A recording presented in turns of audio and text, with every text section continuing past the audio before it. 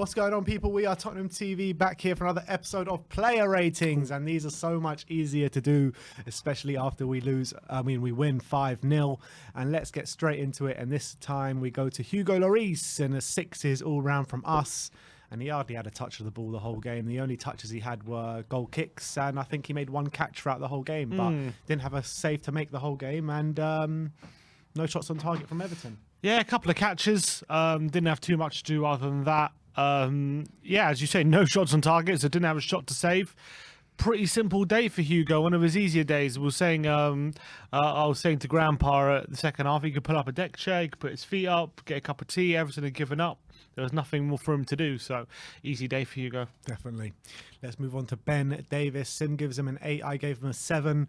Was involved in the first goal where he played Ryan SESSEGNON with a lovely ball down the line where Ryan hit the byline and crossed it in for the goal. Apart from that, I think he was getting forward fairly well, providing to the attack, but I think it was his defensive duties which really stood him out. I think he played really well, doing his defensive duties really well. I just would say that in the opening 20 minutes, when we were under the cosh a little bit, his passing was found wanting a few times, but I'm not going to mark him too much down on that. I thought it was a good performance. Yeah, I think he recovered from that though, and once he did, I think once we got over that 20-minute spell and the opening exchanges, Tottenham's passing in general improved, and I think, yeah, as you say, the pass down SESSEGNON just about made it stayed in play, and SESSEGNON made the most out of it. But it was a good pass nonetheless, and I think by and large he did really well on that left-hand side, helping out SESSEGNON if he got beaten, coming over to shield SESSEGNON as well, and REGUILON if they were too far up the pitch on the left-hand side. So I thought it was a good display from Davies. Yeah, let's move on to Christian Romero. Sim gives him an 8. I gave him a 7. I thought, again, a really good display from Romero. His aggressive best up against Richarlison. Definitely taught Richarlison a lesson or two yesterday. Obviously, he got that yellow card quite early on for a ferocious tackle on him. And he got taken off fairly early in the second half, but I thought he was aggressive, winning his duels, and for the most part, really, really good. Yeah, he didn't look happy about being taken off, did he? Maybe he felt like, maybe he's saying to us, hey, look, I'm on a yellow, but you can trust me to stay on. Maybe that's what he was trying to say. But definitely, you don't want to risk him getting sent off. He definitely let him know you're there. That was a definition of Romero's performance yesterday. Richarlison definitely knew who he was up against by the end of that game, and he took absolutely no BS from Everton or any of the Everton forwards. I thought he was really commanding. I thought on the ball as well, pretty solid. Had a hand in the second goal in the build-up play, and that happens to be a feature now. Romero having a hand in the build-up play, and when we're starting to get goals, and he's getting more and more involved, and it's really, really good to see. And I thought yesterday did barely put a foot wrong defensively apart from the yellow card. Got taken off after 50 minutes, but it was 4-0. Game was done. Yeah. Let's move on to Eric Dier. 8s all round from us, and I thought he was the strongest out of the back three. That calming presence in the middle of the back three. Leadership qualities. He was always barking out the orders, playing lovely balls over the top to the likes of SESSEGNON, REGUILON and Doherty time and time again throughout the game. Nothing got past him throughout the whole game, and I thought defensively was completely on point. So really good, strong performance from Dier once again. Yeah, and he was unlucky not to score, wasn't he? Head on to the crossbar. That was very close, and I thought really good display from him yet again, mopping up anything that came in behind. Calvert-Lewin barely got a kick throughout the game. I thought anything played over the top, Dier was clearing up.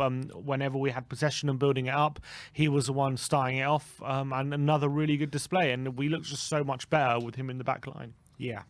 Let's move on to Ryan SESSEGNON. 6s all round from us. Probably the weakest link in the team. He did only last 45 minutes, went off with an injury at half time. And I thought, obviously, he got the assist for the goal. Really nice cross hitting the byline, forcing that own goal from KANE. But apart from that, I thought actually he was fairly poor.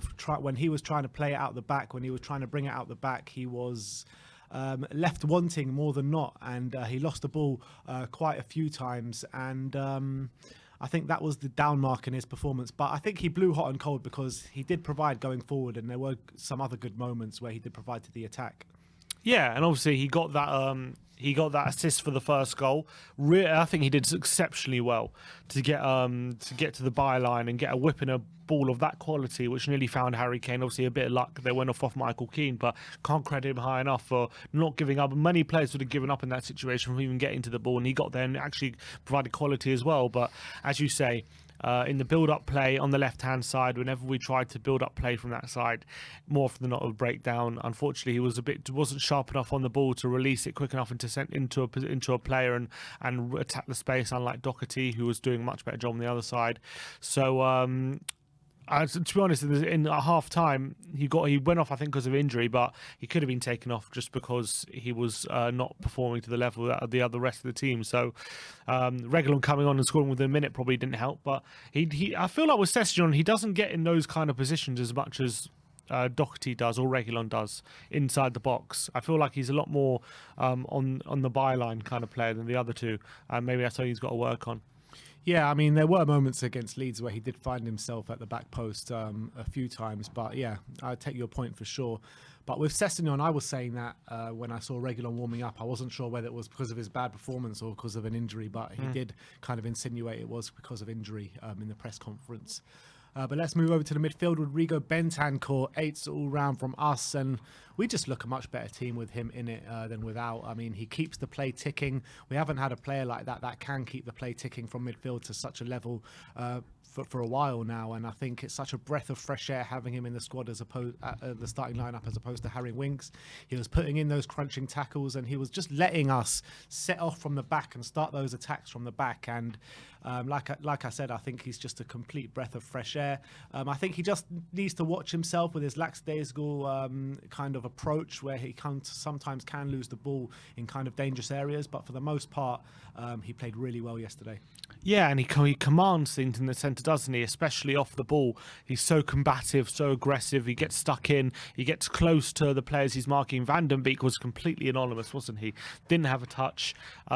He was completely shielding things with him and Højbjerg in the double pivot, and he was allowing the forward players. Maybe he gives the forward players more confidence and the wing backs to get forward, knowing that Højbjerg and Bentancur are there in case things do go bad. And he has that quality, that assuredness on the ball as well. I think he was a moment breezing past the likes of Decore and Alan, and you're thinking, this guy doesn't seem that quick, but he has the strength and that power to burst forward when need be. The only thing I would say about him is sometimes when he has that space or when he's in the centre of the park, I want him to take a bit more responsibility about passing the ball forward. I feel like too often he plays it a bit safe, and we've seen it already in his short time at Spurs' career. He can play a very good pass. He's got a very good passing range, so I want to see him have more belief in himself from that aspect. But I think off the ball, exceptional, and he really is another level to the likes of Winks. Absolutely. Let's move over to Pierre-Emile Højbjerg, 7s all round from us, and he just did his job really well, breaking up the play, being that midfield general, letting the rest of the team strut their stuff. And he also played a really good ball. I can't remember who was on the end of it, which it should have been a goal. But I think Højbjerg just did his job to perfection, really, in terms of breaking up that play in the middle of the park. Against the midfield three in Decore, Alan and Van den Beek, you thought maybe the midfield two can struggle yesterday, but that was definitely not the case. Yeah, I thought he played it was actually a quiet game in a good way for Højbjerg. I feel like in the other games he's kind of having to be the general midfield, kind of putting out all the fires. But yesterday, with the help of Bentancur, he didn't have as much, his workload wasn't as high as it usually is. You saw that he was definitely a lot more assured of himself. He didn't have to play any amazing passes or do a high amount of tackles. He was just doing his job quietly in the centre, allowing Bentancur and the other players to shine. And I think he needed that. He needs that kind of performance occasionally, because otherwise he gets a bit too overworked. And I think it was good stuff, I think, for me. Absolutely. And hopefully they can strike up quite a good partnership now, because that's definitely a good basis to move on from. Let's move over to the right wing back, Matt Doherty. Prime Cafu yesterday, literally 9s all round from us. I thought it was an absolutely sensational display, and I personally, for one, have been one to lay into Matt Doherty quite heavily in the past, so it's only right to give him his just rewards for the performance yesterday and against Leeds, and he's backed it up now. So I think that, look, Defensively, let's start off with defensively. Defensively, he was absolutely on point. I don't think much got down his side for pretty much the whole game. Going forward is where he earned his money yesterday. His chance creation machine. He got 2 assists and 2 brilliant assists at that, with lovely balls into Harry Kane for both of them. And then he set up a few more chances, 1 for HEUNG-MIN Son, maybe even 2 for HEUNG-MIN Son. And just all night, he was a constant threat for Everton down that right-hand side. Always an option, always got space. And not only that, but he was cutting inside and providing an extra option in midfield for us as well. So Matt Doherty, absolutely sensational yesterday. Yeah, that's where most his assists came from, like more central areas, rather, which is quite surprising, rather than out wide on the right.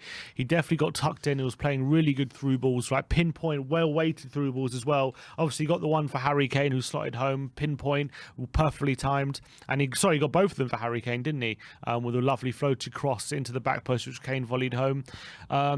He'll be annoyed that Son didn't finish a couple of chances that he created, and then he nearly scored himself when Son set him up, and he fired it at the near post, which Pickford was able to keep out. But if Doherty's putting performances like this on a regular basis, then we'll wonder what we're worrying about in the first place. But it's kind of what I feel with Doherty is like we have like the polar opposites with him and Emerson in terms of the wing backs. Like Doherty's a lot better on the ball and providing a bit of quality, but sometimes he struggles to get into position, although he hasn't passed 2 games. And Emerson can get in the position, but he struggles with the quality. And it's kind of like, what do you need? And because Emerson's more athletic, but Doherty's definitely got more quality. So we'll see how it pans out going forward. But yesterday, he was absolutely exceptional. Let's move on to HEUNG-MIN Son. Sim gives him an 8. I gave him a 7. And yeah, it was hot and cold from Sonny yesterday. I thought on the ball, he was found wanting quite a few times. Obviously, Matt Doherty puts him one-on-one with the goalkeeper, which he should be doing better from. A couple of times the ball comes to him and his control maybe should be better, or he should be getting his passes off a bit better. But where he really provided for the team yesterday is his movement off the ball, and it really does create all sorts of problems for Everton yesterday and provide a lot of space for our other attacking players to thrive in. So I think he's definitely doing a good job for the team. Just I would call on him to improve his output on the ball, albeit he did score a goal, but I think it was kind of lucky because Pickford should have saved that. Yeah, it wasn't the best of strikes. We still got it in. But I think it was a good performance yesterday from Son. I think it was a constant threat for the Everton back line. He broke the lines constantly. He was heavily involved in the 3rd goal, which is another brilliant run, which set up KULUSEVSKI, which set up, obviously, Reguilon for the goal. He was unlucky not to get an assist when he lays it on the plate for Doherty in the first half as well, which he might have done better. And I think just throughout the day, Everton really struggled to live with him. His final ball up to his usual standards wasn't quite there, especially with a couple of one-on-one finishes. But having said that, I think by and large, really positive performance for me from Son and a constant threat against the Everton backline. And he was, he was involved in a lot, so I can't complain too much. All right, let's move on to DEJAN KULUSEVSKI. 9s all round from us. And after we said that was Matt Doherty's best performance in a Spurs shirt, this was KULUSEVSKI's best performance in a Spurs shirt. And I thought he was absolutely unplayable yesterday. Deceptively good. He was getting the ball in dangerous areas, and the Everton defence didn't know which way to turn, which way he was going to go. Got himself 2 assists in the making, really good assists at that, and he was just a chance creation machine throughout the whole night. Everton couldn't deal with him, and he was just a thorn in their side for the whole game, to be honest. On the ball and off the ball, absolutely spectacular display. Yeah, and I thought technically, dribbling, decision-making, all absolutely top-notch. Positionally as well. Yeah. Like, he knows exactly where to be on the pitch, and like the positions he takes up in central areas, and the contact he makes with the ball while laying it off to players or making the quick one-touch pass. The 2 assists are case in point.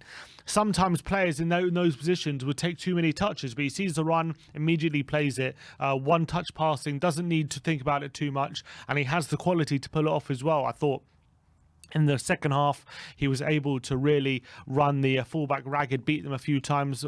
His crossing on his right foot wasn't quite up to scratch, but I thought by and large, when he did have the ball on his left foot, he was an absolute danger for Everton to deal with. And shame he didn't get maybe too many shots off, which we know he's got a dynamite of a left foot, but I thought he was so creative. He's exactly what we need in that front three. Someone who's going to complement Kane and Son rather than look to score. We don't need a player maybe to be to score as many goals. We just need someone to complement them with passes, keep laying on a plate for them, and that's what he kept doing. And I thought dribbling wise, tricks wise as well, he was showing that off yesterday, and I'm sure there's more to come from him, so it's very, very exciting. Absolutely, absolutely. And he's like a 21-year-old going on 28, literally coming into the prime of his career, it seems like. But nah, it also seems that right number 10 slot is literally tailor-made for him as well.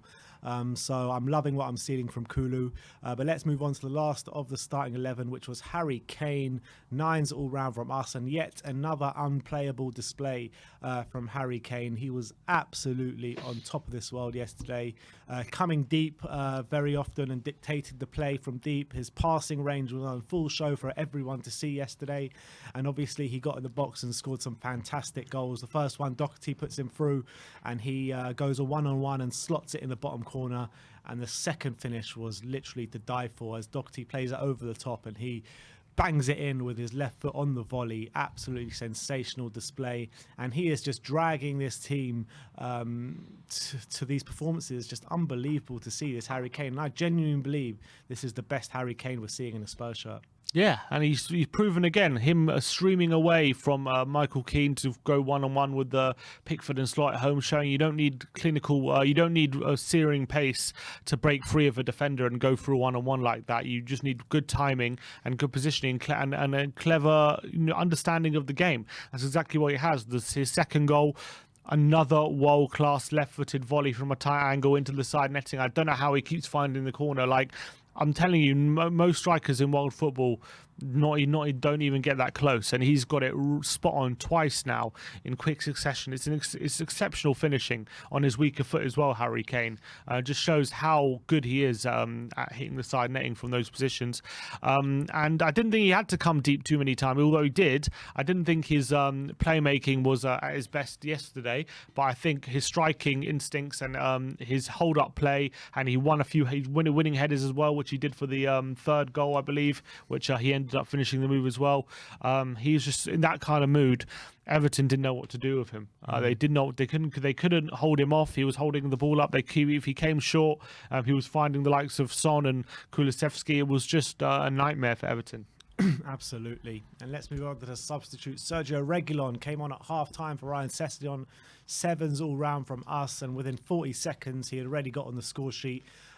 Really aggressive to win the ball back high up the pitch, which kicked off a move for us, and then he was there right at the back post to end up on the end of Kulusevski's cross in the box. So got his rewards literally 40 seconds after coming on. But after that, I mean, the game was done and Tottenham took their foot off the gas, so there was not much more that he contributed, but it was great to see him come on and score straight away. Yeah, it was a bit quiet after he scored that first goal, wasn't it? He didn't get as involved as much as I'd have liked, but he definitely was in that second half helping shore things up. He was being a threat occasionally down the left-hand side as well, and obviously that's exactly what Conte wants from his wing-backs, arriving late in the box at the back post and getting on the end of things. And it's not the first time he's done that now in a Spurs shirt, and I think he's probably the one who's done it the most so far under Conte. And if Sessegnon is injured, I'm glad he's back in, and hopefully that goal will give him confidence, because he's missed the last few games through COVID and wherever. And hopefully, if he is back in the team, that goal can give him confidence to have more good performances. Davinson Sanchez next. Sim gives him a 7. I gave him a 6. Comes on for Romero after 50 minutes. Look, the game was done when he came on. It was good that Kuti got a rest, but in terms of Sanchez, I remember just a couple of challenges and a couple of headers that he did win, but albeit he was hardly tested, to be honest. Yeah, within a minute though, he played a really dodgy pass to LLORIS, didn't he? Right at the start of coming on, you're thinking, oh god. And like literally he's been on the pitch 30 seconds already causing problems, but other than that, he nearly scored. I think near the end, Reguilon put in a really good free kick and he headed it just wide. And well, look, he didn't have anything to deal with, as you say, and he was helping. He just helped shore things up and keep the clean sheet. Yeah, exactly. Bergwijn came on as well, but we're not going to give him a rating. Let's talk about Antonio Conte now. Sim gives him a 9. I gave him an 8. And look, not a foot wrong by Conte yesterday. Maybe a 9 is probably more warranted, to be honest, on reflection. But I thought the team that he picked was absolutely spot on. Kept with Matt Doherty and gave him the nod, which obviously paid the rewards. And in terms of team management as well, taking off Romero early on in that second half to give, because he could have got sent off, and we definitely can't be dealing with that with the trips to Old Trafford coming up next. And also with Reguilon getting minutes as well, albeit it was because of an injury, but Reguilon comes on, scores a goal straight away, and you really see this Antonio Conte imprint in this team now. The last 2 games, fullbacks, the wing backs have been involved in both games really heavily. This game, Doherty 2 assists, Sessegnon an assist, Reguilon a goal. In the last game, Doherty got an assist and a goal, and Sessegnon, I think, got an assist as well. So look, you can really see the beginnings of an Antonio Conte side really starting to flourish now. Yeah, 9 goals in the last 2 games, although they are teams near the bottom, but still, you know, they're fighting and they're trying to get points themselves. So you can't, it's not to be stiffed at that we got that amount of goals, but it's also, you can't praise it too much. But as you say, the wing backs getting more involved. Son and KANE and Kulusevski looking really dangerous and dynamic as ever. The more time Conte gets to the team, the better we look, and that's been evident ever since he's taken over. Whenever we have a game, we're unbeaten in games where we've had 5 or more days to prepare for it. Never sing that. Exactly. I think that's now 8 games, 7 wins, 1 draw, and that draw is against Liverpool, and that includes games against Man City as well. So clearly the Conte effect is real. Clearly, whenever he has as much time as he would like with the team, the better it is for us and for Conte. And the team are definitely getting to grips with how he wants to play. I think that's clear, especially against lower sides. But it's just about how we perform against, obviously, the highest, you know, the best sides as well. We've also had good performances. So it's just about keeping consistency. That's been the problem. And he needs to work out with games in midweek against Brighton coming up and potentially Arsenal as well. He needs to find a way of either rotating effectively or finding a way of playing where we can play 2 games in a week and get results in these games. Otherwise, we could have more slip-ups. But look, we got more than 5 days to the game at Old Trafford on Saturday. So hopefully that puts us in good position. It's also about finding a way to effectively play against the teams that sit low block and give us a lot of space and time on the ball. Because you know, the teams that we're beating quite heavily are leaving us a lot of space in terms of to try and spring on them and stuff like that. Yes, I know against Man City and against Everton we created a lot of moves from the back. But it's not like when you're coming up against Burnley, who literally just sit everyone behind the ball and ask us to come at them. Those are the games where we get found wanting, and we need to find answers against those teams. That's also true. Yeah. So that's that. Anyway, that is our player ratings. Let me know in the comment section below what you thought of our ratings and also what your ratings are. Stay tuned because the 5 takeaways are coming up next. Like, subscribe and comment. And as always, come on you Spurs.